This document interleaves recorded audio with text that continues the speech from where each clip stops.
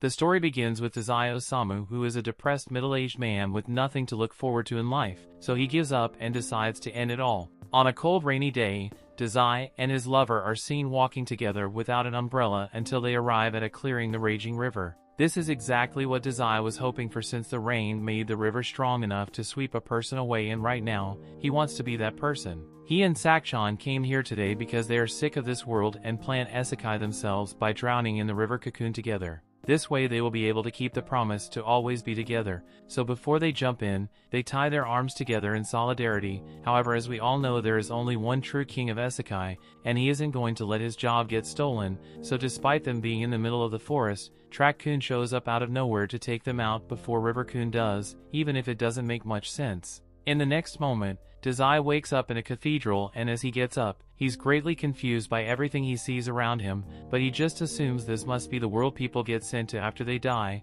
The style is different from what he's used to, but he will get used to it eventually. Just then, a voice calls out to him and explains to Dazai that he has been summoned here as the hero of this world. The woman's name is Annette, and she says she is tasked with guiding those who ended up here, to prove that this is indeed another world. She directs them to look out this window as a dragon and various other mythical creatures are seen roaming around in the world of Zauberberg. She tells Dazai that he's destined to become the hero of this world and restore the light, but he doesn't seem too happy about it. He wanted one thing, and that was to die alongside his lover Sakchan, but not only did he end up in a fantasy adventure instead, Sakchan isn't even here with him, so he feels like he's broken his promise to die with her. Oh well, that just means he has to try dying again, so Dazai swallows drugs, an entire bottle of pills, and patiently waits for the sweet embrace of death by overdose. Annette freaks out after seeing Dazai poison himself, so she immediately begins using magic to detoxify his body, but as Dazai regains consciousness, he tells her to stop trying to save him because it's really inconvenient.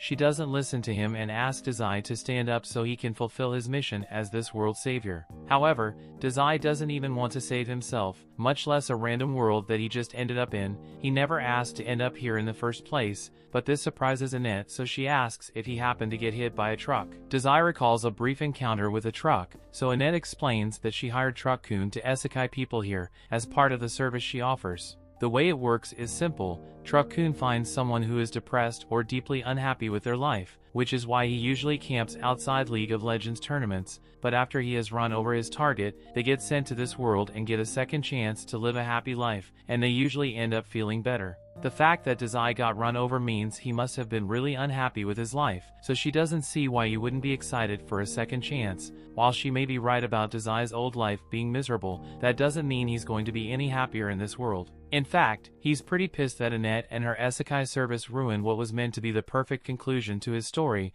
All they wanted was to spend his last moments of life with his lover, but she had to go and ruin it for him. Annette can't believe Dazai is so upset with her, but she's not worried about it since he will surely change his opinion once he did see his awesome stats. However, as she opens the stat window, she's shocked to see that Dazai possesses abysmally low health and mana. In fact, his health is so low that he would probably die from a stiff breeze in his current state. Annette refuses to believe Dazai is so weak, so she checks to see if he has some kind of broken ability to balance out his weak stats, but as she opens his ability window, she finds out that Dazai has no skills at all, aside from Depression level 5. Dazai is basically a glass cannon, but with no cannonballs, so Annette doesn't know what to do with him since something like this has never happened before. Dazai decides to leave the cathedral since there's nothing left for him here, but Annette feels the need to make up for her mistake, so she grabs Dazai's hand and apologizes for having him brought to this world, since he wasn't meant to come here. She unfortunately doesn't have the power to send him back to Earth, but she can't let him go and live by himself, either, since he wouldn't last 10 minutes outside with his current stat points.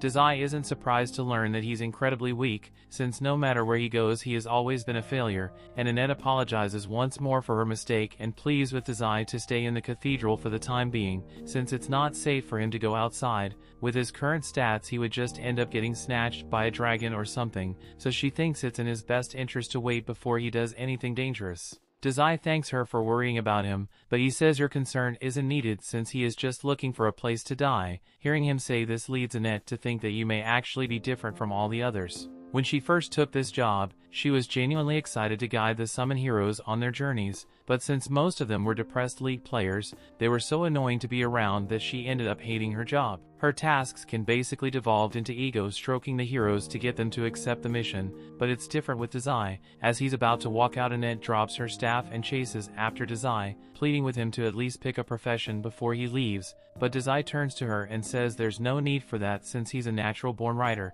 and that's all he will ever be. With that, he closes the door behind himself and says goodbye to Annette, and once Dries is gone, Annette falls to the floor and begins thinking about how Dries is the exact kind of person she has been waiting for. Meanwhile, Dries has made it to some plains outside and is trying to get directions from a sign, but he doesn't understand a single word on it, so he just goes back to popping pills. Just then, he hears a voice saying he's just spotted a landmark, so 5 points of experience have been awarded. He may just be high off the pills, but you'd swear that sound just came from his head, and it really hurts since he suffers from migraines, so he tries to get it to stop. However, celebration music goes off in his head as he has now gone up to level 2, and the resulting migraines make him want to die and more. Just then, he hears a girl screaming for help nearby, so he turns around and sees the girl getting assaulted by a death tree. She notices Dries and asks him to help her since she'll be killed by the tree if she doesn't escape soon, and the tree seems to be wrapping her in his branches more and more by the second. Dries just stands there as the tree fondles the girl, and he seems to be enjoying the show so much, so that he asks her if she's okay about him writing a novel about this later,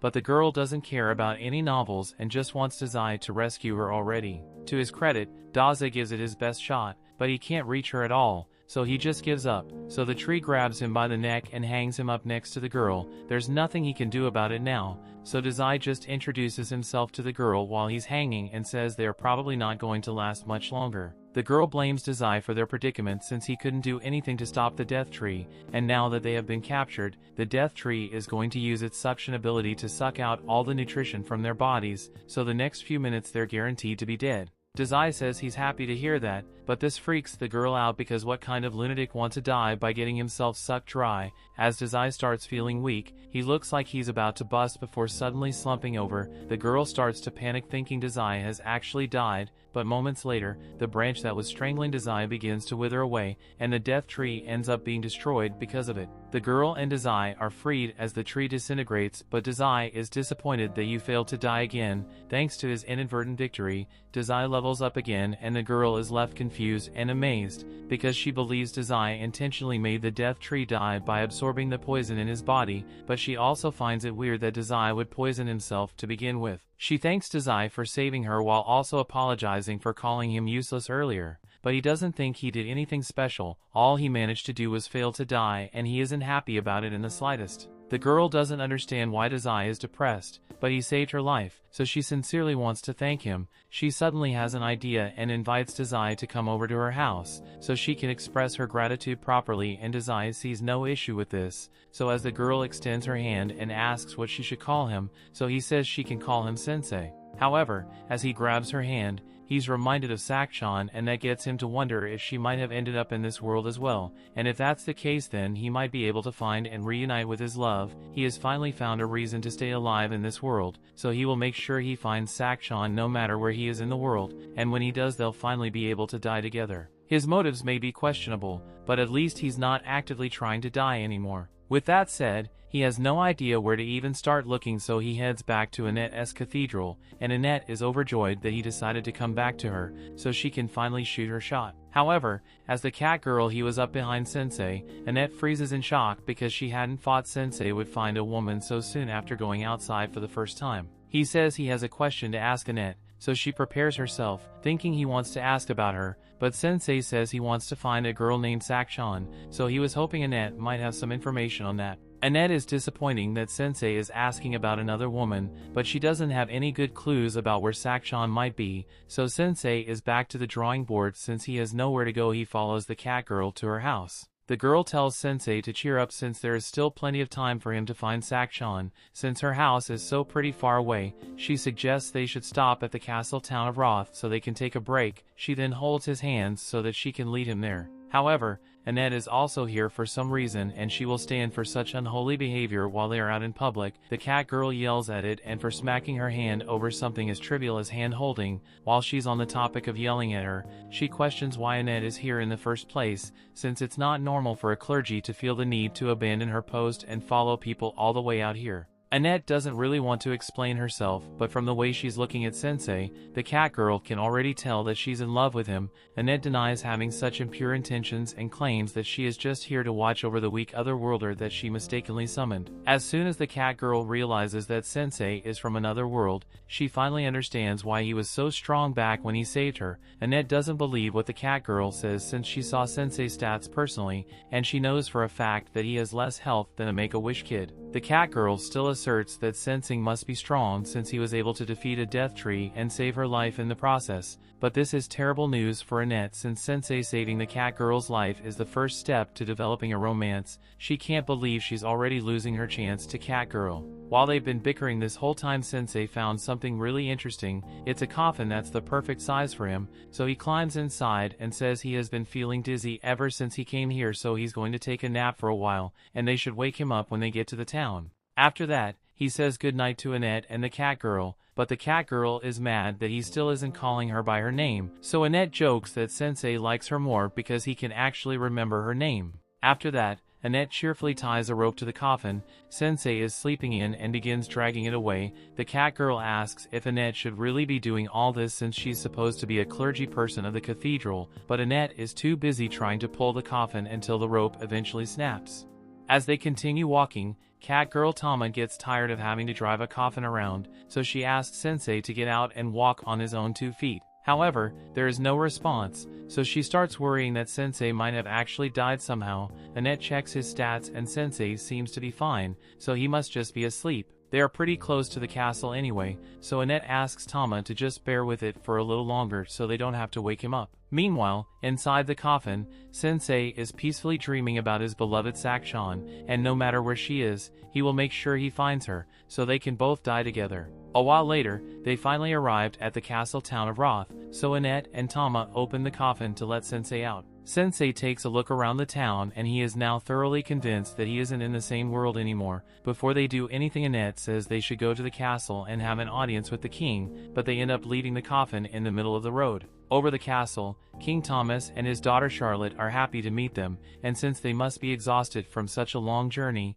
he offers to let them all rest in the castle chambers for the night. But before that, he would love to hear some of Sensei's pleasant experiences. Sensei can't think of many pleasant things to talk about, but he did enjoy the coffin right here, so he tells the king that he will teach him what it feels like to sleep in a coffin. Out of context, that clearly sounded like a threat, but Annette quickly changes the subject and compliments Charlotte on how beautiful she is. The king mentions that Charlie is actually getting married soon, so he asks them for a little advice regarding Charlotte's suitors. Thomas calls for the men to be brought in, so we are introduced to the warrior Gomez and the wandering minstrel of love Otto. Recently, due to the influence of the wrath of the demon lord, the activity of monsters has greatly increased recently. However, Thomas has grown too old to deal the problem himself, so he decides that one of these two shall become Charlotte's husband and the next king of Roth. However, Charlotte doesn't seem to be on board with the idea since she hasn't chosen a husband yet. That's why he's leading the choice up to a bunch of strangers he met 10 minutes ago. He wants them to pick who is more suitable to marry Charlotte between Gomez and Otto,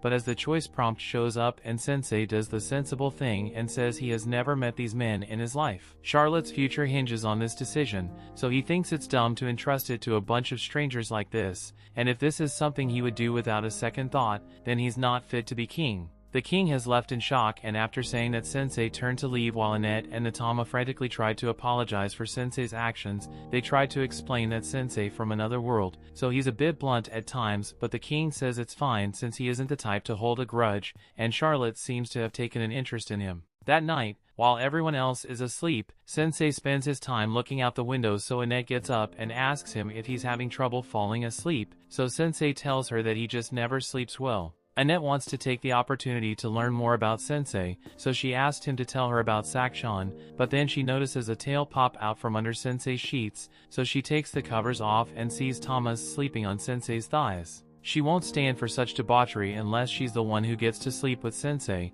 so she just a pillow to smack Tama and wake her up. Tama defends herself by saying it's cold and she's part cat, so it's totally normal for her to cuddle at the people for warmth. While Annette and Tama continue arguing over this, Sensei they gets up and leaves the room because of all the noise, and as he steps out into the hallway, he notices a beautiful light, so he goes out to look the lake, and coincidentally, Charlotte is out here as well. Once she notices Sensei, she invites him to watch the lake with her since it's a beautiful night. Sensei agrees that the sight is very beautiful, so beautiful in fact that it makes him feel like drowning in the lake. Charlotte is shocked to hear him say this and asks if Sensei has enough problems to make him want to drown himself, but from what Sensei has seen so far, Charlotte seems a lot more trouble than him. After some silence, Charlotte confides in Sensei that she hasn't been able to make a decision between Gomez and Otto. Gomez is only recently arrived at the castle, where he is already the most reliable of their soldiers. Her father has faith in Gomez's strength, so she feels like she should probably choose him, but Otto was her childhood friend, and whenever she feels down, he would always write a song and play it to make her feel better. She doesn't know whether to choose a husband who she loves or one who would be the strongest king for the sake of her father. Sensei laughs himself a little and says Charlotte is truly kind for worrying about what her father thinks to this extent, unlike Sensei, who has attempted to cancel his subscription to Life several times, always inconveniencing his family in the process. However, he has never once let someone else decide how he would live his life. He thinks Charlotte should make a decision based on what she wants, and to do that, she must figure out what her true desires are. The next day, King Thomas is called Sensei and the others in the throne room again, and he apologizes for the inconvenience, but he called them here because Charlotte has finally decided who she will marry, so he wants them to act as a witness to her choice. Annette thinks Charlotte will surely marry Gomez since she's likely to put the needs of the kingdom above her own, while Tama thinks Otto is a much better mock for her. Thomas tells Charlotte to go up to the man she has chosen to speak her vows to him, so Charlotte begins walking. However, instead of turning to Otto or Gomez, she grabs hold of Sensei's hand and says she wishes to drown in the lake with him. No one can believe what they just heard, especially Annette, who collapses to the ground. Charlotte goes on to explain her reasons, and after talking with Sensei last night, she thought about who would choose for a long time, and that led her to realize something. Well, initially she was leaning towards picking others since she always sang to her when she felt sad. She now recalls that he sang to her even when she wasn't sad. He was even singing last night as well, and he never said he was in love with her, so he probably just wanted before his newest song for someone, and Charlotte just happened to be available to listen, and Gomez is no goes well since he smells awful.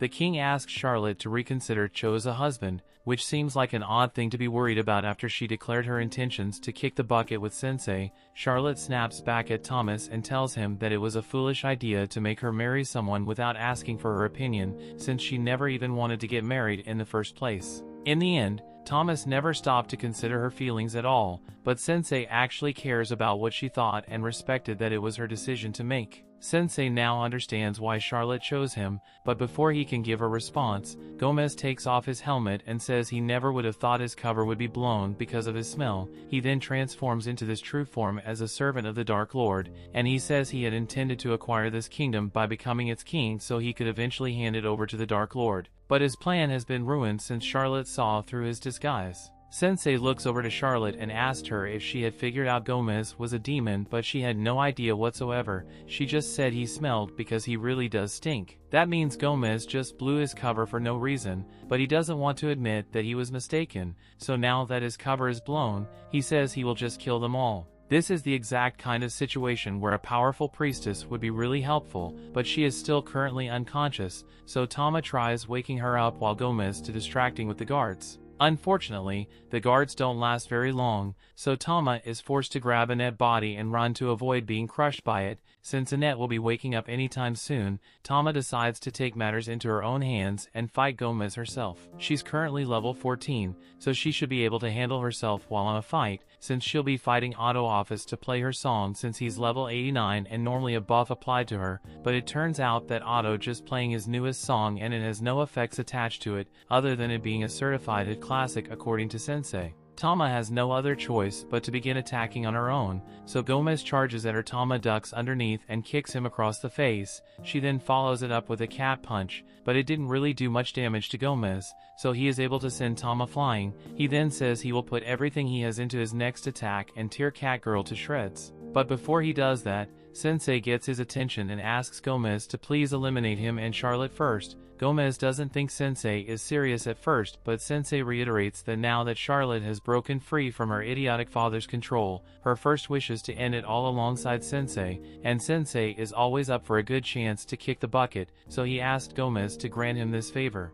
Gomez agrees to kill him, but he says that if he does that, he will go on to kill the king, and then he will go in the city to the ground while killing every last citizen inside it. Sensei doesn't really care what Gomez does since he will be dead by then anyway, but Charlotte is starting to have second thoughts about dying. As Gomez begins charging at them, she tells Sensei that she can't let herself die yet, since she wants to stay alive and protect the kingdom. Sensei is like to hear that Charlotte finally understands what she really wants, so since she wants to stay alive, he pushes her out of the way so that he's the only one who will be pulverized. As Gomez continues to charge straight at Sensei, Charlotte tries to convince him not to let himself get impaled, but luckily, at the same time, Annette had just woken up and she uses her power to cast a barrier of light in front of Sensei and shield him from Gomez's strike. She has vowed not to let Sensei die as long as she's by his side, so as Gomez tries to break through her shield, he ends up shattering his horns in the process, and now Gomez is defenseless. Tama is able to land a blow that sends him flying through the castle wall and into the lake. Both Tama and Annette are relieved that they managed to survive, and since Annette really helped her out during the battle, Tama feels the need to thank her. Annette thanks Tama as well for her help, and the two of them seem to be getting along a lot better now, and Otto is still here, just playing his heart without a care in the world. Charlotte has a lot to think about after what just happened, but suddenly her father runs up to her and starts begging for forgiveness for not considering her feelings earlier. Sensei was right when he said Thomas isn't fit to be king, and he now realizes that he's not fit to be Charlotte's father, so he sincerely asks her Charlotte if she is willing to forgive. Charlotte gets down and tells her father that she forgives him. From now on, she would like to talk to him a lot about the future of this kingdom and themselves. Thomas is really happy that he was able to reconcile with Charlotte, and Charlotte is happy her father finally understands her, but all Sensei can think of is how Annette and Tama messed up his perfect chance to get game over. A while later, Thomas acknowledged that he wasn't fit to rule as king, so he abdicated the throne to Charlotte, who now has everything of power to make sure the kingdom is kept safe, and Otto is still making songs since he's got nothing better to do. Meanwhile, Annette and Tama are busy dragging Sensei's coffin to their next destination, and they are talking about how bold it was for Charlotte to become the queen at the age of 16, but they are sure it will work out somehow. Sensei gets out of the coffin and says what's important is that Charlotte made the decision for herself and she's standing by it, which is something that Sensei thinks is beautiful. The story continues. We see after driving Sensei for a long time, Tama asks Annette that they can take a break since she's gotten really tired. It covered a considerable amount of distance, so Annette thinks it's okay if they take a little break since they stopped. Sensei opens the coffin and asks if it is time to eat yet. Annette offers him some bread, but Sensei says he only eats boiled tofu, so if she doesn't have any, he's just going to go back to sleep. After the break, Tama asks how much longer it will take before they arrive at her house, and since Annette is the one with the map, she says it looks like it will take a few more days before they get to her hometown, but before that Annette asks to make a stop at this Swighten temple. Tama doesn't mind the delay, but she asks why Annette needs to go there, prompting her to start explaining the isekai process. Normally, otherworlders arrive in this world through one of the 4 temples and head to fight the Dark Lord from there, but since Sensei's goal is to find Sakshan rather than defeating the Dark Lord, Annette wants to head to the temples to see if they can gather any information regarding Sakshan whereabouts. If they are unlucky, they might end up having to travel across the whole world, but Annette totally ready to leave everything behind for Sensei. In all honesty, she doesn't want Sensei to fight the Dark Lord even though it's her job to convince otherworlders to do it. She just doesn't want Sensei to be exposed to that kind of danger, so Tama trades her for being in love with Sensei. Annette denies any impure intentions even if it's painfully obvious at this point. She tries claiming that Sensei gave her a breath of fresh air when she was beginning to give up on her job, so she wants to repay the favor and help them find the person he's looking for, that's all. Tama asks if that means Annette would be alright with it if she found out Sakshan was actually Sensei's lover or something, but while the mere thought of Sensei having a lover is painful, she still wants to confirm for herself it turns out to be true. By the way, Tama wonders if Annette will even be allowed to enter this Swighten temple since she kind of ditched her job to go on this journey. Annette doesn't think it's going to be an issue since she's good friends with the person in charge of this Swighten temple, and it's not like she just abandoned her post either since she had her familiar send in an official resignation letter for her, and coincidentally, that same familiar is back and currently chewing on Sensei's head. After healing Sensei, Annette complains that her familiar is always causing problems for her, and now that she says it out loud, she realizes it might have been a bad idea to leave the delivery of her resignation letter to this thing. Her suspicions are confirmed when it spits up her resignation letter, so now it looks like she abandoned her post without notice, and she blames the familiar for it. Seeing the familiar fail so hard and its one job brings a smile to Sensei's face, since he is a failure as well, so he names it Melos, and Melos takes an instant liking to Sensei, but Sensei doesn't really want a pet, so he just goes back into his coffin. Meanwhile, Annette is freaking out over the fact that she left her post without notice, so the temple is totally going to deny her unemployment later. Just then Mello starts acting a little weird, and before long he runs away, so something is clearly wrong, but it's not until a dragon descends from the mountain top that they realize what Melos was trying to warn them about. The dragon is the strongest monster in the world, so Annette doesn't know what to do, but before the dragon attacks, a girl appears behind Annette and Tama, and she tells Ryuka to quit attacking random people. The girl then walks up to the dragon and begins petting it, so Annette and Tama are pretty confused by point. They'd never heard of someone managing to tame a dragon before, so they ask who the girl is. However, she just turns to them and says there are a lot of monsters in the area, so they should hurry up and leave before they get hurt. In fact, it looks like one of their teammates has already died. Annette apologizes for the confusion and clarifies that Sensei is still very much alive. He's just a weird otherworlder, so he enjoys sleeping in a coffin. As soon as the girl hears that Sensei is an otherworlder, a switch flips in her head, so she removes her cloak and revealing that she's a dragon girl, and says she will kill all other welders. The amount of power coming from her body is intense, and she fires a blast at them. Annette is just barely able to hold it back for a couple of seconds with her shield, but her shield isn't strong enough, as the blast still does a lot of damage. They are left sprawled out on the floor, and they realize the dragon girl's power is far superior to theirs, but they are still determined to protect Sensei at all costs, so they get up to fight once more. However, the dragon girl has grown impatient with their meddling, so she uses her intense pressure to force them to the ground, and while they are unable to move, the girl stands over them, giving Annette a clear view of the mark on her neck, which she recognizes to be the mark of the wrathful Dark Lord. The Dark Lord is about to finish off Annette and Tama, but before she does, Sensei gets up and says there's no need for her to be so violent towards the others. He said her beef was with other welders, and that means the person she wants to eliminate is him.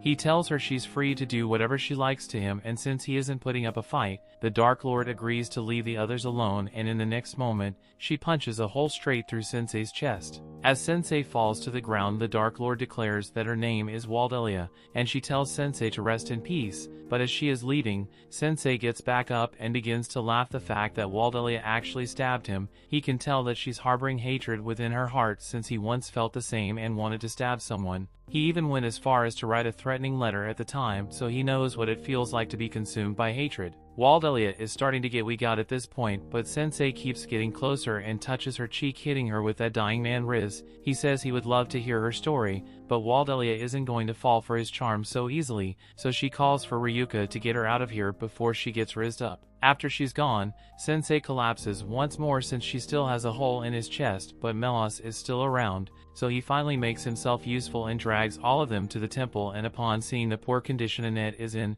Esche rushes to check on her, but Annette asked her to take care of Sensei first because he is in much worse condition. Esche sees it's really bad, so she calls for every healing potion and available priest to help Sensei recover. By the next day, Sensei is back up to full health, but you can't have that, so the first thing he does is go out and buy a bottle poison to drink. While he does that, Annette thanks Esche for all her help and said she'll make sure to repay the favor someday. For now, Annette asks if Esche has come across another world named Sakchon by any chance, but she has never heard of her, so Esche assumes she must have been summoned to another temple. More importantly, Esche asks Annette why she's traveling with an otherworlder all of a sudden. She was shocked when she heard that Annette did her job, but she was also kind of relieved since she knew Annette was too kind-hearted to be exposed to this kind of job. However, she can't support Annette's decision to travel with an otherworlder since she should know from first-hand experience that they are all pretty much scumbags. They are given divine gift to defeat the Dark Lord. Yet all of them call their gifts overpowered skills and use them for dumb things like starting a failing rap career.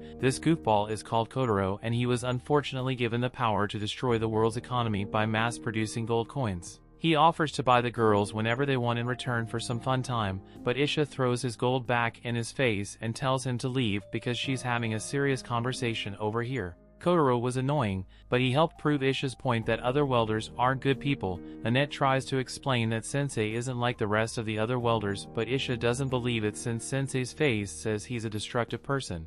She mourns Annette that being around Sensei will ruin her, but Annette doesn't think Sensei is a bad influence since she is sure she has changed for the better ever since met Sensei, but her argument about Sensei being a good influence doesn't sound very convincing when he comes over to her asking for money to buy drugs, and she happily gives him as much money as he needs to, so Isha thinks Annette might be too far gone already. If Annette is already this attached to Sensei, it should at least wants to know what kind of gift he has, but she's surprised when Annette tells her Sensei doesn't have a gift, and despite not having a gift, he still put himself in harm's way to protect her and Tama from the Dark Lord, but this statement shocks Isha even more, as the Dark Lord was reportedly killed 7 days ago by some other worlders. We then see the bloodstained throne of the former Dark Lord and the other worlder who killed the Dark Lord sitting on it, and from a distance, Waldelia looks on squaring to avenge her father's death. A while later, Annette meets with Tama and informs her of the news that the Dark Lord was already slain 7 days ago. If she received the news from the church yesterday, and that's a wonderful thing since it means peace and finally come to Zauberberg, but if it's true that the Dark Lord is dead, then who is the one who tried to kill them earlier? Annette doesn't know the answer to that question, and now that Tama thinks about it, didn't Sensei also show up 7 days ago? If the Dark Lord had already been defeated by them, then why was Sensei still summoned to this world? Just then, Sensei tears up his papers and collapses in the floor, so Tama asks what's wrong with him now. He explains that he's been trying to write about the events that have occurred since he arrived in this world, but he's struggling to find the words. Annette asked if he wrote anything about her, but Sensei says he didn't write about her at all. If anything, he got a surge of creativity after meeting Waldelia, so he would like to experience something similar to spark his creativity, but Tama says she's not going to do anything dangerous with him. Annette suggests they all go out and just town to relax and considering her future with Sensei, and are a few things Annette would like to buy for him.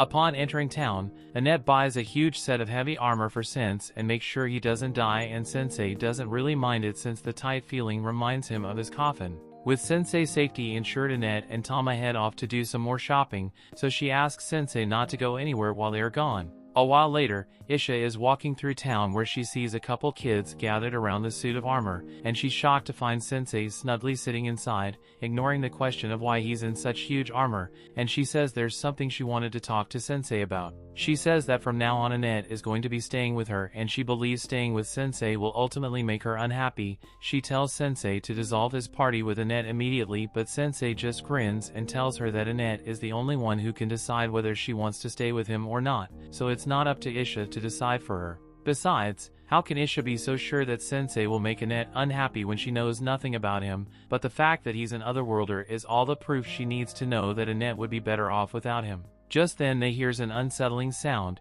and as she goes to investigate, she finds Kotaro introducing another otherworlder, Suzuki, to the people. Suzuki tells the crowd that the Dark Lord has finally been defeated, so they all begin to cheer for the otherworlders who gave them their freedom and the Dark Lord. Suzuki corrects the crowd since he wouldn't exactly call this being freed, it's more like they are under new management. He clears it from now on, this world will be ruled by the otherworlders and Suzuki will be taking over this town, so he demands all the people kneel to him. Just then, Kotaro spots Annette and tells that she's one of the elves who smacked coins in his face, so Suzuki gets up and yells at her for daring to harm an otherworlder, and he's going to make sure she never does something like that again.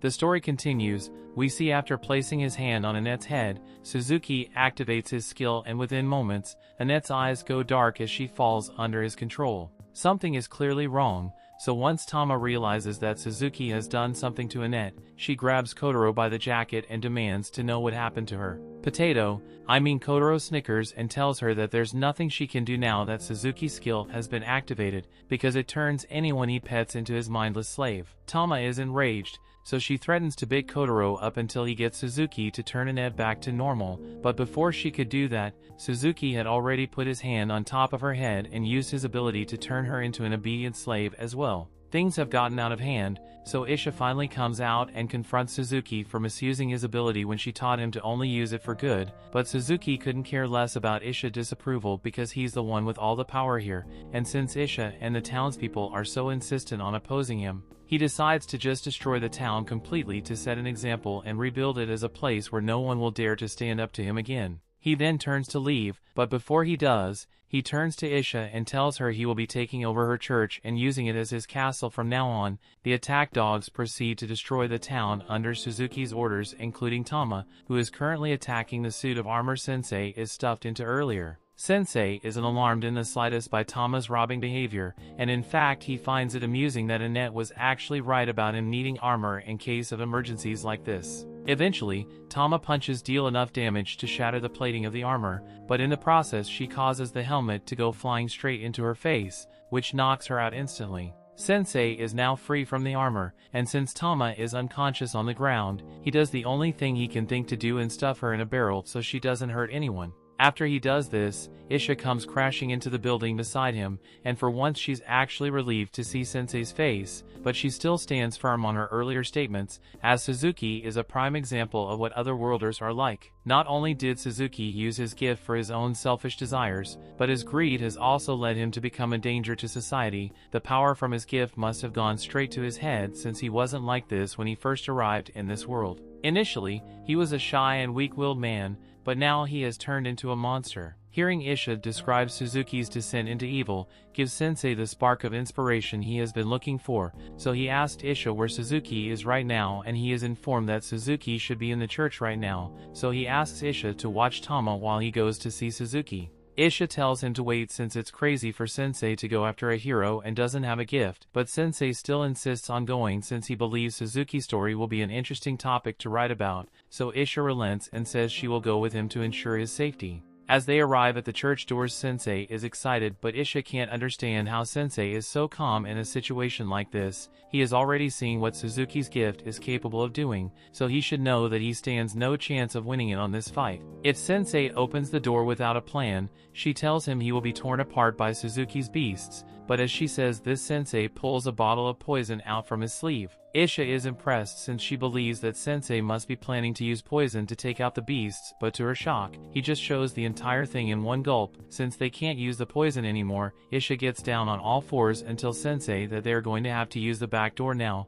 but once again Sensei doesn't listen to her and walks straight through the front door. Sensei greets the Suzuki and tells him that he is interested in writing a novel about his story, so Suzuki thinks Sensei is a fan of his, wishing to document his heroic deeds, but the reality is quite the contrary, as Sensei says that the story he wishes to write is about a loser who is given more power than he deserved and ultimately turned into a scumbag. Suzuki feels insulted, so he orders his dogs to rip Sensei to shreds, and Sensei is still just standing there, so Esche takes it upon herself to defend him. She casts a spell that fires lasers into the dog's head, but eventually she is overwhelmed, so Suzuki orders his remaining beasts to shoot fireballs at Sensei. Since Esche isn't able to protect him, it looks like Sensei is in real danger here, but at the last second the fireballs get deflected by a floating helmet and go flying back at Suzuki. It turns out that Melos was the one making the helmet float, and the fireballs were reflected because the armor is capable of deflecting low-level spells. Kotaro is starting to freak out since it's clear if it's Sensei is blessed by the gods of plot armor,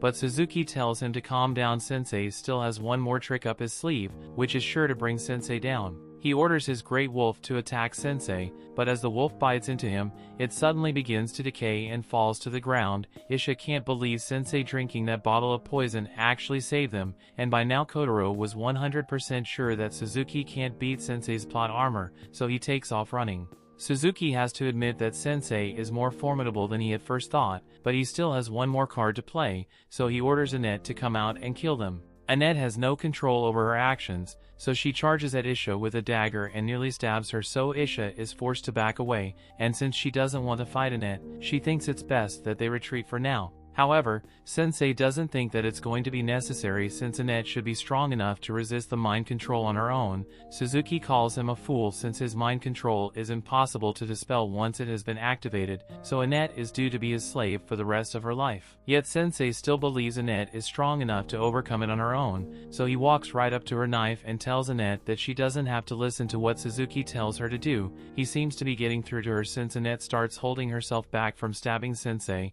and Suzuki doesn't like it one bit. So he uses all his power to try to force her to stab him, but through sheer force of will shows the flashback, Annette is able to overcome the brainwashing by stabbing herself in the leg. The pain snaps her out of it, so she ends up falling into Sensei's arms, and now that Annette is back to her usual self, Sensei asks Esche to treat her leg wound, and Esche is starting to realize that she may have misjudged Sensei as a person. Meanwhile, now that Suzuki knows his ability isn't all-powerful, he realizes that he's going to be held accountable for all his war crimes, and he can't bear the thought of the punishment he will have to endure at the hands of the people he has pressed. So he looks around for the knife and attempts to use it to off himself, but the last second Sensei stops him from stabbing his throat, but not really because he cares about Suzuki's life, he just hasn't finished writing his story yet. He wants Suzuki to tell him all about his life, so Sensei has nothing left to lose. Suzuki starts telling him all about his life back on Earth. He was a high school student who got bullied relentlessly by the bigger kids. He was timid and weak, so he could never truly stand up for himself. He even had thoughts of back-flipping off the roof so he wouldn't have to deal with the bullies anymore, but ultimately he was too much of a coward to go through with it. On his way home that day, a drunk old man bumped into him and then proceeded to yell as if it were Suzuki's fault, so Suzuki was obviously angry, but he still didn't have the will to stand up for himself. Overall, he was a miserable person, which made him a prime target for Truckuen, and before he knew it, he was transported to this world and greeted by Esche as a hero chosen to defeat the Demon Lord. From there he was left to level up on his own and had to fight the wolves before ultimately making them his faithful servants, and once he had command over strong allies, he was finally able to defeat powerful monsters. He believed things were finally getting better for him, but as he walked through town, he realized that despite his newfound power, people here still treated him like an outcast, just like people on Earth. And eventually, the thought that he may end up getting bullied here made and reach his breaking point. He had suffered endless torment on Earth and suddenly found himself being proclaimed a hero, but he had no reason to want to save this new world or be its hero. Although, even when he tried to play the part of a villain, he couldn't even do that. Sensei is pleased with the story Suzuki just told, because it allowed him to finish his novel. It's about a pitiful man who could neither become a hero nor a villain due to his own weakness, is an outcast no matter what world he goes to. So Sensei decides to call the novel Isekai Shikaku, and as he names it, pages from the novel begin floating around Suzuki. Sensei thanks Suzuki for his story since it allowed him to write something he was satisfied, but he still cannot call this a masterpiece, so takes a page from the novel and rips it apart. As he does this, a magic circle appears beneath Suzuki, and both Esche and Annette recognize it to be the summoning circle they use to bring heroes to this world, but this one is acting in reverse, so in a flash of light, Suzuki is unsummoned and sent back to Earth. Annette checks Sensei's status screen and to her surprise, and now says he has a gift when it clearly wasn't there before. Esche realizes that it must be some kind of special skill that only activates against other worlders, which can only mean Sensei was brought to this world to fight other worlders. After he's done, Sensei collapses to the ground. He's disappointed that he couldn't create a masterpiece like he wanted, and it looks like he is oblivious to the power his writing possesses as he starts wondering what happened to Suzuki. With Suzuki having been reversed isekai, all the monsters under his control stopped being aggressive and begin leading the town, and Tama finally gets herself out of the barrel, although she can't figure out why she was in there to begin with. After things go back to normal, Esche thinks Sensei deserves a reward for saving the town from Suzuki, so at his request, she has a custom coffin made for him. Annette thanks Esche for all the help she has offered, but before she goes, Esche says there's something important she would like to discuss with Annette. She tells Annette that it is very likely that Sensei is an incredibly important hero to this world, and that means traveling with him is bound to be insanely dangerous. But after seeing the willpower Annette possesses, Esche believes Annette can handle any challenges that come her way, so she asked her support Sensei to the best of her ability. After that, the group is ready to continue their journey, so Tama and Annette both grab the ropes to be inhaling Sensei's coffin, but before they go, Esche says she has a question for Sensei. It's true that Suzuki turned out to be a rotten hero, but considering the fact that he was nice before he was given his powers and exposed to this world, she can't help but feel like he only turned out that way because he was summoned, and now that he has been sent back to Earth, he may be doomed to continue his miserable life. However, Sensei sees it differently, since while Suzuki's story as a hero of this world is over, his story on Earth is still in progress, and it's up to him to change things for the better. The story continues. We see after Sensei and the others had left, Esche went to the headquarters of the church to report their recent events. As she arrives, she notices a colleague of hers, Wolf, sitting and drinking all his sorrows away. She's appalled that he would be drinking so early in the day, but he says he has to because his job is a lot more stressful than hers. While Esche gets to deal with other people like her, Wolf is forced to deal with dwarves, and dwarves smell absolutely terrible. However, before he can continue insulting dwarves, Elton comes in and tells Wolf that it's not right for him to be saying such racist things while at work, especially since he's a bishop. Wolf half-heartedly apologizes, but he also kind of insults Elton for being a goblin bishop when most bishops are elves. Goblin doesn't take much offense to this and points out that Wolf is acting worse than the dwarves he claims to hate so much. This sets Wolf off, so he dares Goblin to try dealing with the dwarves all day and see whether he still isn't racist. After that, all of a sudden they are both interrupted as Cardinal Miller arrives and tells them to stop bickering and take their seats, so they can get this meeting started. Once the meeting begins, Miller apologized for summoning all of them here on such short notice. He would like to begin the meeting by having each region, but it looks like there's someone missing. However, before he can start talking, another bishop arrives and stumbles onto the floor in front of them. None of them have any idea who this girl is, so Miller introduces her as the new bishop of the Western Temple who is taking over after Annette ditched her job. They all get seated and Miller asks for the bishops to begin their reports, starting with Arya. She introduces herself as Annette's replacement and reports that nothing noteworthy has happened in her region. The cardinal mentions that he heard Princess Charlotte inherited the throne recently, and that seems noteworthy, so Arya apologizes for forgetting to mention that. Well, Arya is bidding to not be fired. The goblin bishop Elton interrupts her and begins his own report. He states that his region has experienced nothing but peace recently, so he doesn't have much to report. Wolf goes up next and gives his report on his territory. It's located right out in the middle of nowhere, but it's doing all right. There is the occasional conflict between dwarves every now and then, but it's normal, so there's no reason to be worried about it. Next up is Esche, and while all the others didn't have much to report, she has terrible news to give. Recently an otherworlder went on a rampage within her region and destroyed half of the town of Vale. She's currently working with having the town restored to normal. But on the topic of otherworlders, Miller actually called this meeting because of the otherworlders. As he informed them all week ago, the wrathful Dark Lord was defeated by a group of otherworlders, and in light of this the Pope has decided to seal a magic circles that connect this world to the others and put Trukuin on indefinite paid leave. Elton is glad the battle with the Dark Lord is finally over, but there's still a looming threat over this world. The 7 otherworlders who defeated the Dark Lord have all claimed the land once ruled by the Dark Lord as their own, and the Pope has received a declaration from those 7 stating they will transform Zauberberg into the perfect utopia. This clearly sounds like a declaration of war, and the Pope is greatly distressed by their threat, since the otherworlders were meant to be angels sent from above to save this world and truly cared for them. However, now they've turned against him, and the church has to prepare for the impending danger. They also have to worry about the otherworlders who have been causing chaos in each region, and the daughter of the Dark Lord, who disappeared from his castle. None of them ever thought the day would come when the otherworlders would become the enemies of the church, and if they worked together, the otherworlders would become the far greater threat than the Dark Lord ever was. Arya is worrying about how they are going to fight such strong people, but Esche has an idea of how they could manage it, and she informs the others that there is a particular otherworlder who is able to use his gift to send another otherworlder back to his own world. The others are shocked to hear this, but if Esche's hypothesis is correct, then they will be able to send the otherworlders back to their own worlds with Sensei's gift. Just then, the Pope arrives, to the shock of everyone there, and he is delighted to hear such good news. He has Esche to fill him in on the details of this man.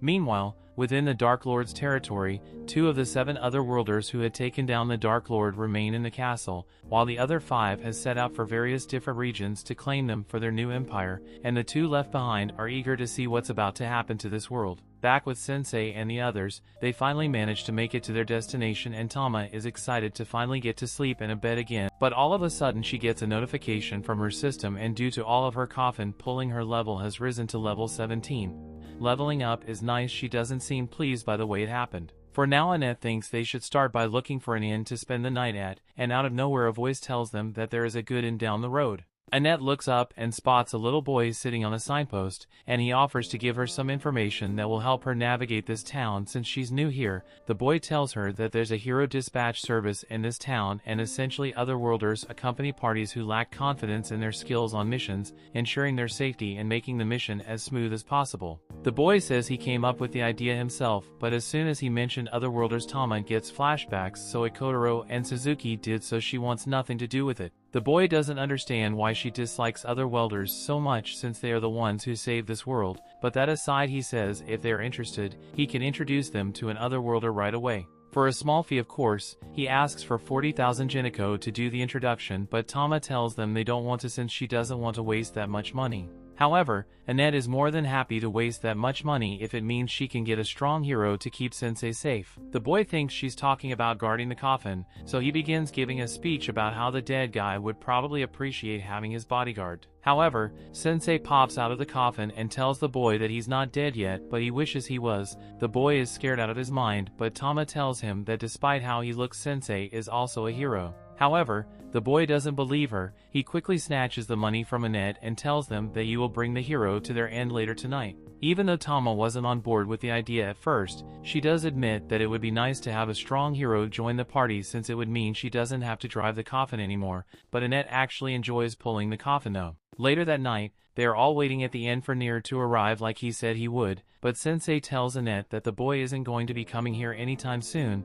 To put it simply, she's been scammed. Hearing this, the innkeeper asks Annette if she happens to be waiting for a kid named Nier. Upon confirming this, the one informs them that Nier's stories around here for being a young scam artist is never even met a hero before, so there's no way he could introduce Annette to a hero like he claimed he would. Annette is devastated that she just lost 40,000, so Tama tries to get her to calm down. Sensei wants to know a bit more about Nier, so the innkeeper explains that Nier is an orphan who just showed up in town one day, and since then, he's been making a living by scamming unsuspecting travelers who come to the town. He's a nuisance to the town, but sometimes the innkeeper can't help but feel sorry for him since he has no parental figures to correct him and he is all on his own. At the same time, Nier is sitting under a bridge and staring an old sword he has, but moments later gets snatched up by some unknown kidnappers. They take him to an abandoned shed where they take a look at all the money Nier is swindled throughout his time as a scammer. Nier asks them what they plan to do with him, and the three guys have got some evil intentions in their eyes, so Nier is trying to bluff his way out of the situation by claiming his hero friend will get revenge on them if they try to harm him. However, the guys are worried since they know for sure that Nier has never met a hero, and as a matter of fact they happen to be heroes themselves. One of them has a gift that allows him to summon a powerful crossbow, and since Nier has been so carelessly using the name of the heroes to scam people, the Otherworlder is going to punish him with an arrow to the head. Nier can't believe the heroes he looked up to are actually scumbag, but he comes to terms with it and awaits his death. However, at the last second, Sensei shows up and pushes the bomber's hand, redirecting the arrow into the knee of the metal man. Sensei tells them that they have no right to call themselves heroes when they act like this. His words are promptly ignored as the one with glowing eyes uses his skill to analyze Sensei, and to his shock, he discovers that Sensei is an Otherworlder as well. This puts them all on edge because they don't know what kind of power Sensei might have, but upon closer inspection the appraiser realizes that Sensei only has 1 point of HP left and he is currently poisoned for some reason. This gets the bowman to calm down since he now thinks he can easily beat Sensei, but the second Sensei hears the bowman say he's going to end him, his interest goes through the roof and he starts walking straight towards them. The appraiser starts freaking out since Sensei's health stats are suddenly increasing at a rapid rate, and Sensei begins during the bowman shooting right in the heart, so the bowman thinks this is some kind of trap for sensing his abilities and runs away with his friends. As they leaves, Sensei is disappointed since he was really hoping that they would finish him off. Nier speaks up and asks Sensei if he is a hero, but Sensei denies being someone as noble as that. He's just a man trying to make it through the world of adults. Adults can often be cruel and conniving, but Nier is still a child, so he thinks he should try and preserve his innocence a little longer before he ends up as bad as those rotten Otherworlders. Sensei then begins to leave and Nier feels inspired by his speech, but his inspiration soon turns to panic as Sensei walks out of sight, and Nier realizes that Sensei forgot to untie him, so he's going to be stuck here all night. The next morning, Sensei and the others are getting ready to leave town to continue their journey, but Tama notices that Sensei seems to be sleepy, so she asked him if he managed to get good night's sleep. Now that Annette thinks about it, she recalls that Sensei snuck off somewhere last night without telling them where he was going, so she asked him if he spent the night with woman or something. Sensei doesn't say anything other than he had an eventful night, and Annette is seriously crying over the possibility that another woman got to Sensei before her. However, they get interrupted by Nier, who says they should hurry up so everyone can start going. As soon as Tama recognizes him, she starts yelling for him to give them back their money for lying to them, but Nier maintains that he never lied to them since he has indeed brought a hero to join their party, and he is a hero, although he isn't very strong. The story continues. We see they continue their journey, but shortly after, all of them get thrown in jail. They took Tama somewhere else, and Nier assumes she must be the reason they all got locked up and speculates that she might have stolen from the royal family or something. Annette doesn't believe it since she knows Tama isn't the kind of person to steal from others, but right now despite their predicament, Sensei is more concerned with finding out what kind of execution method this world uses. Annette refuses to tell them since she doesn't want to give him any ideas, but Sensei already has a bunch of execution images in his head. In any case, Nier thinks they should at least try to escape by themselves, even if it is without Tama for now, but Annette doesn't know how they are going to do that. However, before she even realizes it, Nier has already picked the lock on the cell and earned them their freedom. It's not a skill an honorable warrior would have, but it's hard to argue with results. However, Sensei is a little upset that Nier managed to get them free since now and they aren't going to be executed, but moments later, the guards notice when try and get out of the shell. So they are all locked up again and Sensei is quite pleased, since this means they might get executed again. They're brought before the king of the kingdom of Grun and he says they have committed a very severe crime against the kingdom, so they are going to be executed. Sensei is happy to hear this, but Annette pleads for them to reconsider since they only got here recently and haven't committed any crimes since they got here. But on the contrary, the king says they have committed the worst crime of all. He says they kidnapped the princess of this kingdom, Matilda, so there will be no leniency with their punishment. Just then Tama walks in to put a stop to this whole execution thing and the others are shocked to discover that she is Princess Matilda. She tells her father that her friends didn't kidnap her, she just went on a journey across the land so that she could improve her compatibility, and she happened to meet them along the way, so they've done nothing wrong. Even though the king now knows that Sensei and the others are innocent, he still refuses to release them and instead decides to use the lives of Tama's friends as blackmail to get her to behave. He says he will only let them live if Tama agrees to never do anything foolish like running away again. He just wants her to be a good princess and listen to what he says from now on. Tama doesn't want to agree to that, but since it's the only way to save the others, she eventually caves in and swears that she will act in a manner befitting a princess. As much as she hates this, she has no choice but to turn her back on her friendship with them, and since she agreed to the king's demands, they are allowed to go free.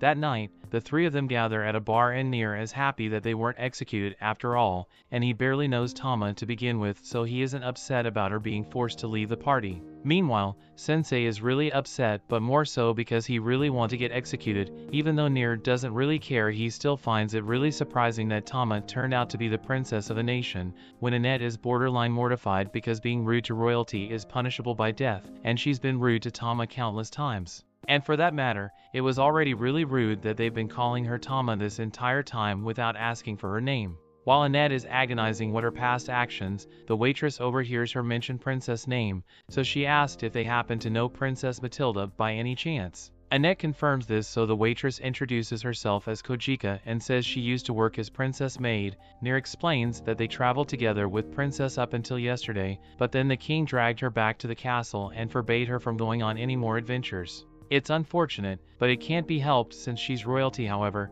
Kojika's expression after hearing what happened to Princess leads Sensei to believe that there is more to the story than it would seem, so he asked Kojika if she could tell him all about what happened between Princess and her father. Annette thinks it might be rude to pry into the personal life of Princess now that they know that she is royalty, but none of that matters to Sensei because to him, Princess will always just be the same old Tama he knows. Meanwhile, Tama is in the castle recalling how funny Annette and Nier looked when they realized that she's a princess, but Sensei still acted the same way he always does. She wonders what the others are up to right now, but as she's looking out the window, she notices a figure standing on the building nearby, and in the next few moments that figure causes mass destruction to the castle. After all the chaos, the king and his guards are alerted to the presence of an intruder, but by the time they arrived, the intruder has already had the chance to take a seat on the throne, and he begins talking about how disappointed he is with the kingdom of Grun, but he hasn't gotten the chance to taste the demi-human girl yet, so he thought he would swing by.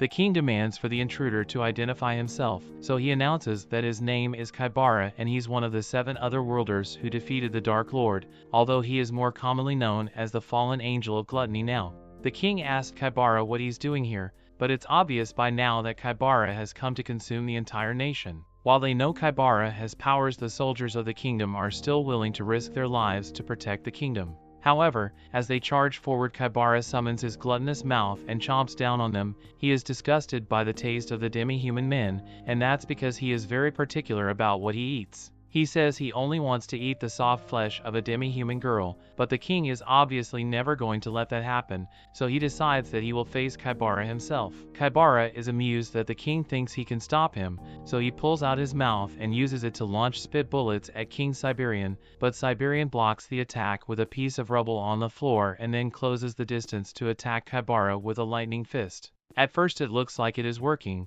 but it turns out the Kaibara was just pretending to be in pain. That lightning fist would have killed any normal person, but Kaibara's body is just really tough since he ate a bunch of golems the other day. Seeing that just regular punches aren't going to be effective, Siberian decides to go all out and use his most powerful move, take Kaibara down. Kaibara is intrigued to see what the king can do, so he charges forward as well, but before they can clash, Tama butts in and interrupts the fight. As soon Kaibara spots Tama, he is dead set on tasting her succulent flesh. Tama recognizes him as the person that was standing on the roof before the castle got attacked, so she tears her dress and says she will help her father to fight him. However, Siberian refuses her help and tells her that she can't replace her brother, no matter how hard she tries. Meanwhile, Sensei and the others are hearing the story of Tama's brother from Kojika. Her brother was named Leon and he was set to inherit the throne of Grun. The future of the kingdom looked bright with the valiant Leon as the next king and a kind-hearted Tama beside him, but one day, tragedy struck his Leon and Tama's mother. The palm of both got caught in a serious cave-in and as a result had lost their lives. Siberian was in great pain over the loss of his wife and son, and so was Tama, so she decided that she would take over the responsibilities of her brother in order to put her father at ease, but contrary to what Tama desired, her attempts to replace her brother only created a rift between her and Siberian. Now in the present, Siberian is trying to convince her to run away instead of fighting, but Tama feels that she needs to prove that she is a capable fighter, so she leaps into the air to attack Kaibara. Unfortunately, she's the exact kind of demi-human that Kaibara wants to eat, so as she's approaching him he summons the mouth and attempts to swallow the whole, but at the last second, she is pushed out of the way by Siberian, although he loses an arm in the process. Kaibara was hoping to see what Siberian's ultimate technique could do, but I guess he won't be able to use it anymore since Kaibara ate his arm. Tama is enraged, so she charges at Kaibara again, but that didn't work out so well the last time she tried it, so Siberian's advisor knocks Tama out and runs away with her so she doesn't get killed. Kaibara is disappointed that his meal just ran away from him, but he says it's fine since we'll catch up to her eventually, so for now, he will finish off Siberian. After hearing the story of Tama's past from Kojika, Sensei thanked her for the wonderful story since it was quite inspiring, but all of a sudden Siberian's advisor comes flying out of the sky and lands right in front of them. Kojika recognizes Briard and he is glad to see her again, but he tells everyone that he had to make a hasty escape from the castle because he has been taken over by an evil otherworlder. Just then, an explosion occurs from the castle, and once everyone's attention has been garnered, Kaibara addresses them all and says that he's declaring himself as the new king of Grun since he has defeated Siberian, and as the new king the only thing he desires is to get a taste of all the different varieties of demi-humans. But he only wants to eat women and children, so the men can keep going about their business like normal. The people are understandably enraged by Kaibara's declaration, so one man threatens to beat him up. However, in the next moment, Kaibara swallows the guy whole and he tells the people that if they are not satisfied with him eating only women and children, he can eat the men too, so everyone can be together in his stomach. The people now understand how dangerous Kaibara is, so they all try to flee the capital. However, it's of no use since Kaibara already went through the liberty of stationing various monsters at the gates,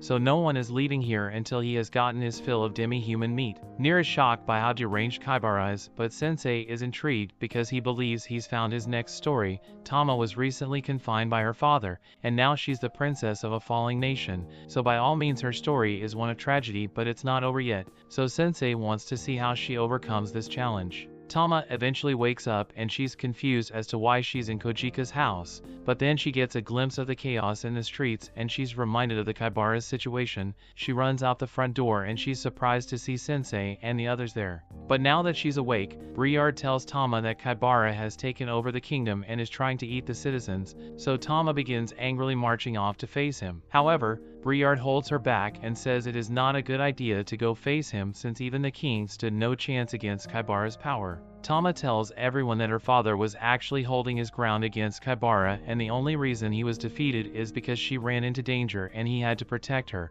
so she needs to make up for her mistake, and besides she has a responsibility to protect the people of this nation since Leon isn't around anymore. Before Tama can walk off, Annette mentions the tragedy that resulted in the death of 2 royals. She heard of the accident before, but she never knew the people involved were Tama's brother and mother. After they lost their lives, there wasn't a single citizen of Grunt that didn't mourn them greatly, which is proof for how beloved the royal family is here. So if the people lose Tama now, they will lose all the hope they still have. For now, as the princess of Grunt, Tama can't afford to be putting herself in danger so casually, so 3 of them will go handle Kaibara in her place. Tama wasn't there to see it last time, but Sensei has a power and that can defeat other worlders, so everything will be alright. Sensei seems to be on board with the idea of confronting Kaibara, but as they arrive at the castle doors and are stopped by 2 monsters, Sensei says he came here because he wants to get eaten by Kaibara. After all the time he spent thinking about different execution methods, it never occurred to him that being eaten might be an interesting way to meet his end, which is why he wants the monsters to inform Kaibara that someone is here to be eaten. The monsters are confused, so they lock the 3 of them up in a cell. In the meantime, Annette is crying her eyes out because she thinks they are really going to be eaten. While Sensei is interested in the possibility of getting eaten, he didn't actually come here just to die. He already had a plan in mind for their escape, so he reminds Nier that these are the same castle prison cells that Nier helped them escape from this morning, so they can truly pick the lock again. The story continues. We see at the same time, Tama comes to the palace to confront Kaibara, and he's quite happy to see her here since it saves him a lot of trouble chasing after her. Although, he is disappointed that she's going to fight him since he won't get to savor her flesh properly this way. Tama vows to defeat Kaibara with her own hands, but he suddenly charges at her with Siberian's lightning fist technique and launches Tama into a wall. She's shocked, but not just because of the lightning, rather because that move is one that only her father can use. So how did Kaibara pull it off? Kaibara explains that this is his unique skill, gluttony. It allows him to increase his stats by consuming flesh, and not only does he get different stat points depending on what kind of flesh he eats, he's also able to acquire the special skills that were held within that flesh, meaning he's going to beat her to a pulp using her father's technique, and then eat what's left of her. Meanwhile, on the other side of the castle, Sensei and the others are walking through the halls after escaping their cells, and Annette is honestly surprised and impressed that Sensei actually had a plan back there and didn't just want to get eaten,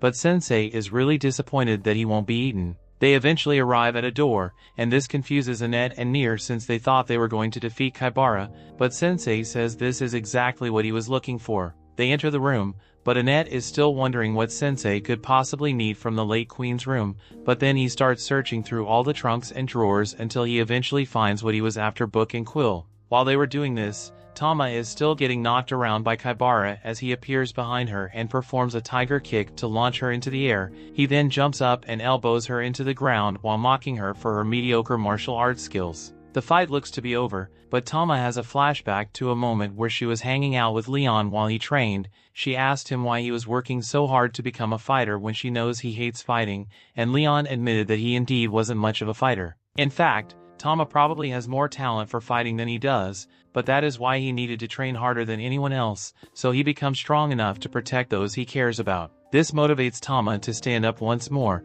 and despite knowing that Kaibara is much stronger than her and she refuses to back down, Kaibara laughs in excitement because there's no better feeling for him than eating the flesh of someone with as much willpower as Tama, so he's truly going to save her every bite of her once he sinks his teeth in. He can now say with certainty that all the fruitless days in his old life have been leading up to this moment. Back on Earth, Kaibara's life was absolutely dreadful. He was born into an insanely rich family and grew up in a mega mansion where everything he could ever want was given to him. However, he was never happy with what he had, so his life always felt empty, which is why one day he decided to spice things up with a little murder. However, he was stopped before he could go through with it, so his desires remain unfulfilled. He didn't even face any consequences for his actions, since his parents paid the maid a lot of hush money to avoid a lawsuit. People kept calling him fortunate, but Kaibara could never understand why, since he was always so miserable to him. Even a homeless person in the street looked more happy than him, and couldn't stand that, so he stopped the homeless man to death, and clearly Trukuin didn't do a background search before deciding isekai him, because the moment later, Kaibara got run over and sent to this world. And now he eats whatever he wants, whenever he wants, and he wants to get a taste of Tama's supreme flavor. He sends his giant mouth to swallow her whole, but before he can get a bite, Sensei runs in front of her and says Kaibara's story's really boring. Kaibara tries to just eat Sensei as well, but for some reason, his instincts are preventing him from going any closer with his mouth, so he is starting to wonder who Sensei might really be. He's then cornered by Annette, and Annette declares that Sensei has the ability to banish other worlders back to their original world. But I don't know why she thought it was a good idea to say all this out loud, but as she tells Sensei, he used his ability and write Kaibara's story. Sensei says no, I don't think I will. He has standards for the stories who writes, and Kaibara's story is basically a privileged child complaining about how easy his life was. Hearing Sensei called his life story trash makes Kaibara furious, so he decides that before he eats Tama, he's going to kill every last one of them here. Tama blames herself for everything they had gone wrong so far, as she hadn't gotten in her father's way while he was fighting, then he never would have lost his arm, and if she had stopped Annette and the others from coming here, then they wouldn't be in danger right now. She doesn't know what to do, so she looks to Sensei for guidance, and he offers her a story who he is dedicated to her. The story is written based on Tama's sad past, so as she opens the book, pages begin flying into the air. Annette didn't know Sensei's ability could also work on non-otherworlders, but she doesn't have time to focus on that since Kaibara is still attacking her. Sensei tells Tama that he has learned a lot about her from her tragic story. She's so kind that she suppresses her own feelings for the sake of others, but she is still a clumsy woman, so as a child she ended up bound by her father's vision of an ideal princess. After her mother and brother died, she attempted to raise Siberian spirits by replacing her brotherhood than the ideal prince, but this only created more distance between her and her father. And at some point, she even lost sight of her true self altogether, but her mother once told her that her life belongs to her alone, so she should live for herself. Siberian ultimately just wants Tama to be happy, so Sensei tells her and that she has a choice to make. She can either live as the ideal princess like Siberian wanted or replace her brother as the ideal prince. However, neither of those paths are who she truly wants to be. She's been the happiest throughout the time she spent with Sensei and Annette, so Sensei says it is up to her to write the rest of her story. Golden light begins to shine all around Tama, and Siberian recognizes it as the secret mark of the divine beast. This isn't the first time the mark has appeared, as when she was younger it showed up in her right hand, but while Leon was excited to tell Siberian about it since it means Tama will become an incredibly strong fighter in the future. Tama begged him not to tell her father about it because she knew Siberian didn't want her to have anything to do with martial arts. At the time Siberian was nearby, so he heard the whole thing and saw as the mark faded from Tama's hand because she didn't want to accept it for his sake. He now realizes that he was a fool to try and keep Tama away from martial arts when she is so gifted at it. Kaibara compliments Tama for getting some kind of power-up, but he's also finished digesting Siberian's hand, so he has completely mastered the lightning fist technique. Even flashbacks won't be enough to save her, because it's not like she's in an anime with plot armor, so he will take pleasure in watching her despair as he eats her bit by bit. While Kaibara is ranting, Sensei lights up the smoke and calmly says that hope may often be disappointing, but even when pushed to the brink of despair, people will still always find the last thread of hope to cling on to. Tama charges forward and Kaibara is still confident that he will overpower her, but then he gets discombobulated and head-butted into a concussion. He tries to counterattack, but Tama has already charged up for finishing moves, so even though he uses his rock-hard defenses, he's ultimately torn to shreds by the force of Tama's attack. Kaibara falls to the ground, and now that he has been defeated, the sacred mark on Tama's hand begins to fade as she falls unconscious. Siberian catches her and Annette comes over so she can heal her. While Tama is being healed, Sensei goes up to Siberian and returns the Queen's diary to him. Siberian asks if Sensei read his deceased wife's diary without his permission, and Sensei doesn't deny it, but what's Siberian going to do? It's not like Sensei minds being sentenced to death for it. However, Siberian wouldn't dream of punishing Sensei because he owes him a debt of gratitude for giving his daughter guidance. Briard arrives a few moments later, and he comments on how amazing it is that Tama awakened her sacred mark, and not only that but the move she used to defeat Kaibara is actually an ultimate technique known as King's Fong, although her version of it is still incomplete. Just then, Kaibara comes back to life as a monster, but this makes no sense since Siberian is sure Tama's technique killed him. Even Kaibara doesn't know how he managed to survive that, but then he thinks back to the time he and the other 6 heroes defeated the Dark Lord, and it all makes sense to him now. He mentioned before that he was one of the heroes who killed the Dark Lord, but something he didn't mention was that while no one was looking, he had taken a piece of flesh from the Dark Lord and eaten it. At first he didn't know what kind of effect it would have on him, but now he can feel unimaginable power welling up inside him, so he has finally become the ultimate predator of this world. And with his new power, the first thing he is going to do is annihilate this entire kingdom, or at least that's what he would have done if he didn't get decapitated mid-sentence. The others are surprised to see Waldelia is here, along with her dragon, and Kaibara recognizes her as the Dark Lord's daughter, and he says he has something important to tell her. He starts talking about how much he enjoyed sticking her father's meat in his mouth, but Waldelia doesn't want to listen to another word from Kaibara's mouth, so she blasts him to ashes. Everyone is in awe of the power Waldelia possesses, and they're worried she may target them next, but then he hears a familiar voice that puts her on edge. Last time she saw Sensei, he has a hole in his chest, so she wonders how he could have possibly survived. However, Sensei doesn't answer her question and instead asks her if she feels any better after killing one of the people who killed her father.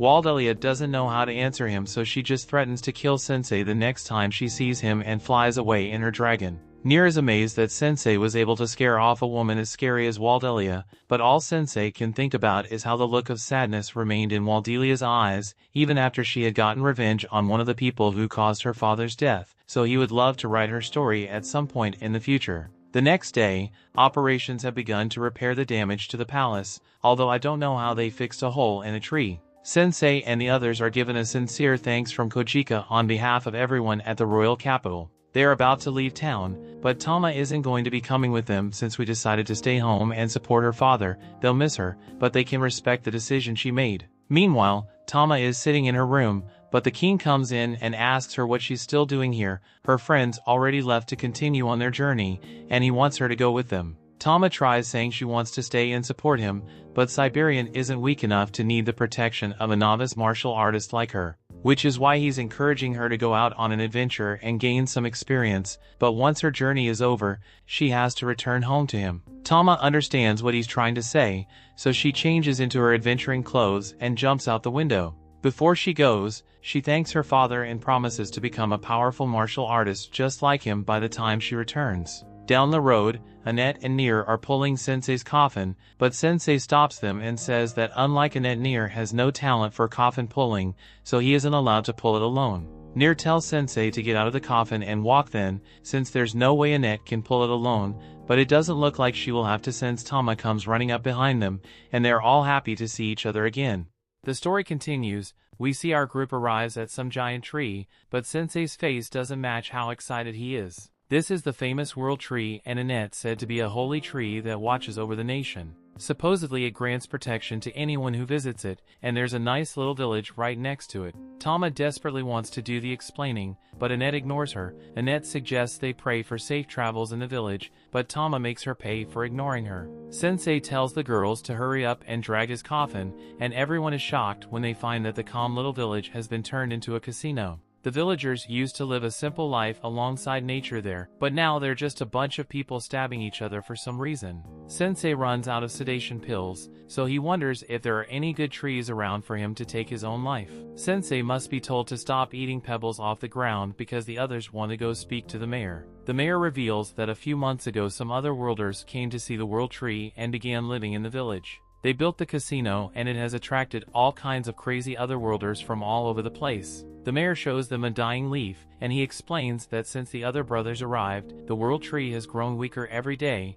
and it has begun to wilt. The tree is clearly saddened by the arrival of the otherworlders, so the mayor asks for our hero's hope. Sensei has a request as well, so he asks the mayor if he can fill his container with sedation pills. Just then some guy who overheard their conversation declared that he will save the tree. He is another worlder named Yamada, so our heroes assume that he's looking for a fight. Yamada assures them that he is different from the otherworlders because he truly wants to bring peace to the world. Annette wants to help Yamada save the world tree, but she notices that Sensei long gone. Sensei feels light on his feet, and he notices that his posture has improved. His mind and body are also really healthy right now, but he hates that. He sees a cave with smoke coming out of it, so he predicts that there's a lot of immorality going on in there. Sensei rushes to the cave and finds that he was right. It's an unhealthy and corrupt place. Sensei asked if he can join them, but some girl appears offering to take him somewhere more fun. This ends up being a bar, where the girl thinks Sensei has had too much to drink. Sensei says that his life is incredibly sad though,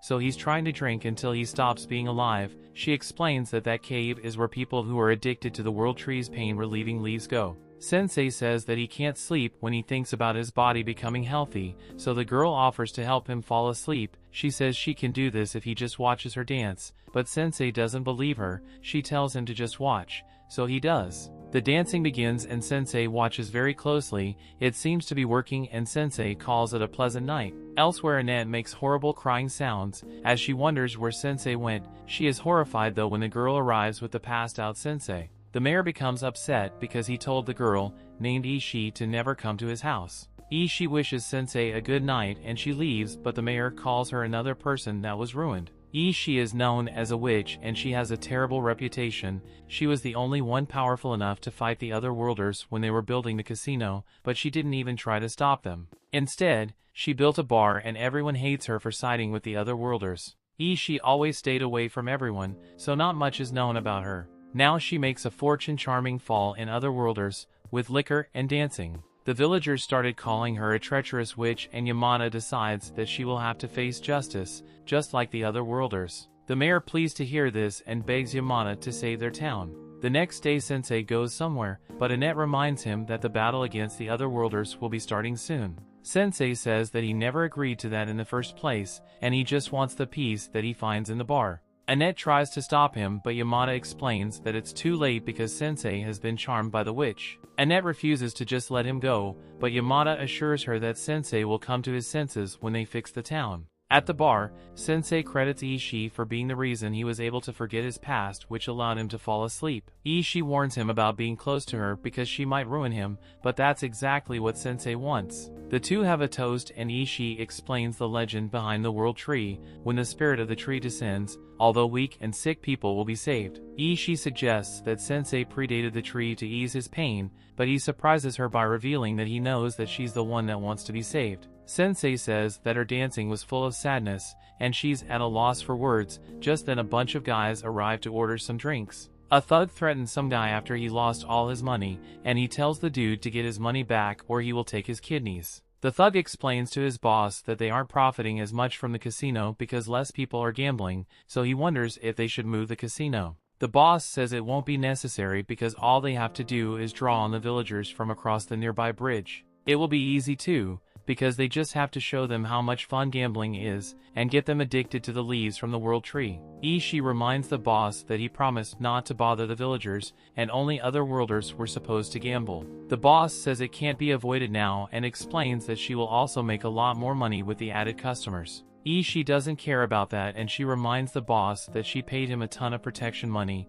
so he wouldn't touch the people across the bridge. The boss ignores her and just tells his goon to get a couple people from across the bridge addicted to the leaves. Esche tries to stop him, but she just gets tossed aside. Sensei says that women like her shouldn't be called witches because she is actually an angel. Just then the ground shakes and the thugs are shocked to find a part of their casino has been destroyed. Yamada tells the thugs that it's time to face justice, and he includes the witch. Yamada prepares to punish them, but Sensei arrives upset that Yamada have ruined his peaceful day. Sensei can't stand grand people like Yamada and Yamada calls Sensei a disgrace to the other worlders. Yamada tells them to think carefully about what his next move will be, but Sensei just sits down. Sensei has never once respected someone for lecturing him, and he isn't the type to listen to a lecturer either. Yamada decides to show him what righteous behavior looks like, so he attacks all the thugs at once and his power of judgment erupts moments after. This guy is really strong so that thugs decide to run away. Esche thanks him for saving the town and Yamada is glad to see that she has come to her senses. The townspeople celebrate Yamada as their hero, but they call it Esche a traitor.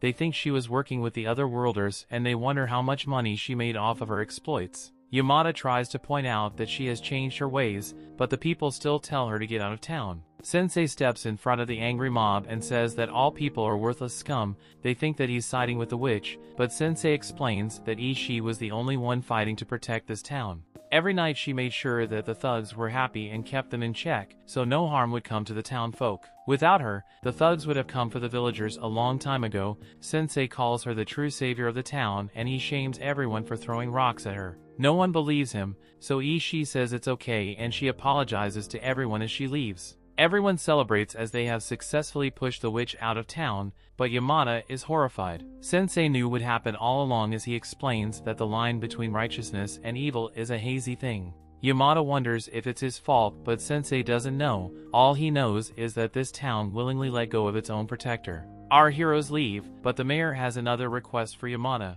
The otherworlders made a fortune by selling the world tree's leaves, so they have decided to continue that practice and so the leaves themselves. Yamada is horrified to hear this, but the mayor explains that the world tree will be revived and will grant them even more blessings. The mayor wants Yamada to be the town's bodyguard, so he can carry out justice again if the witch and the otherworlders trying to come back. Yamada can't believe this dark turn of events, and the mayor offers him 10% of all profits. Yamada thinks about Sensei's words, and he wonders what he has done. Back with our heroes, Sensei thinks that he's no different from everyone in that village. Sensei wasn't able to save Esche and everyone feels the same way. Just then, everyone is stunned as the entire world tree dries up. The mayor is horrified to see all his plans destroyed and no one can understand what happened. Back with Sensei, Esche reappears as a completely different life form, and she thanks Sensei for understanding her. She hopes that he can find some peace in life and she disappears. Luckily for our protagonist Sensei, she fills his bottle with sedation pills. Sensei remembers how she said that when the tree spirit descended, it would grant the wish of the sick, and Sensei realizes what she really was. Sensei finds a moment of peace and he munches on his pills.